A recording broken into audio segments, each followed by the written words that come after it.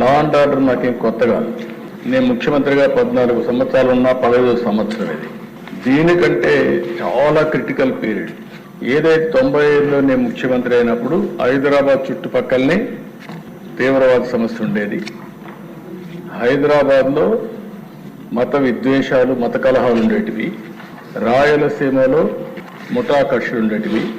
విజయవాడ లాంటి నగరాల్లో రౌడీజం ఉండేది. ఎక్కడికక్కడ ఆ రోజు చూస్తే అధ్యక్ష గల్లీకి ఒక రౌడీ తయారయ్యాడు. ఆ రోజు నేను ఒకటే ఆలోచించాను, ఈ రాష్ట్రంలో లా అండ్ ఆర్డర్ ఉంటే తప్ప పెట్టుబడులు రావు. ఆ రోజు నేను ఒక పక్కన ప్రజల్ని చైతన్యవంతులు చేశాను. నేను ఏ మీటింగ్కి పోయినా లా అండ్ ఆర్డర్ యొక్క విశిష్టత గురించి, అవసరాన్ని గురించి పదే పదే చెప్పేవాడిని. ఒక ఫ్యాక్షన్ వల్ల కుటుంబాలు ఏ విధంగా నాశనం అయిపోతున్నాయో వివరించి చెప్పేవాడిని. ఓసారి ఆ ప్రతిష్ట చూస్తే అధ్యక్ష, ఆ ఇంట్లో ఒకరిని చంపితే ఇంకా ఆ ఇంట్లో ఎవరైతే చనిపోయారో వాళ్ళందరూ ఒక ప్రతిజ్ఞ చేస్తారు. ఆడవాళ్ళు మగవాళ్లతో ప్రతిజ్ఞ చేసి తిరిగి పెద్ద అయిన తర్వాత పిల్లలు వాళ్ళు చంపిన తర్వాతనే మనం వేరే పని చేయాలని ఒక పౌరుషాన్ని పెంచి పోషించేవాళ్ళు.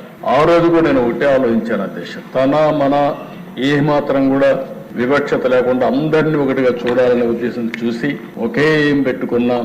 ఫ్యాక్షన్స్ పూర్తిగా అణిచివేయాలనుకున్నాం. నిర్మోహమాటంగా వ్యవహరించాం. పోలీస్ అధికారులు కూడా చాలా పటిష్టంగా పనిచేయడానికి ముందుకు పంపిస్తే నేను గర్వంగా చెప్పగలుగుతాను అధ్యక్ష, సమైక్య ఆంధ్రప్రదేశ్ నేను ముఖ్యమంత్రిగా ఉన్నప్పుడు ఏదైతే ఉక్కు పాదం ముఠా నాయకుల పైన పెట్టామో దానివల్ల ఈరోజు రాయలసీమలో ముఠాలు లేకుండా చేయగలిగామని చెప్పి కూడా నేను మీకు తెలియజేస్తున్నాను.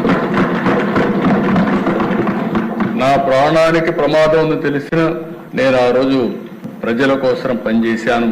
ఆ విధంగా చూస్తే మత కలహాలను కూడా కంట్రోల్ చేశాం. ఈరోజు హైదరాబాద్లో వేరే విషయాలు అన్నీ వస్తున్నాయి, కానీ మత విద్వేషాలు చాలా వరకు కంట్రోల్ అయ్యే పరిస్థితి వచ్చింది అధ్యక్ష.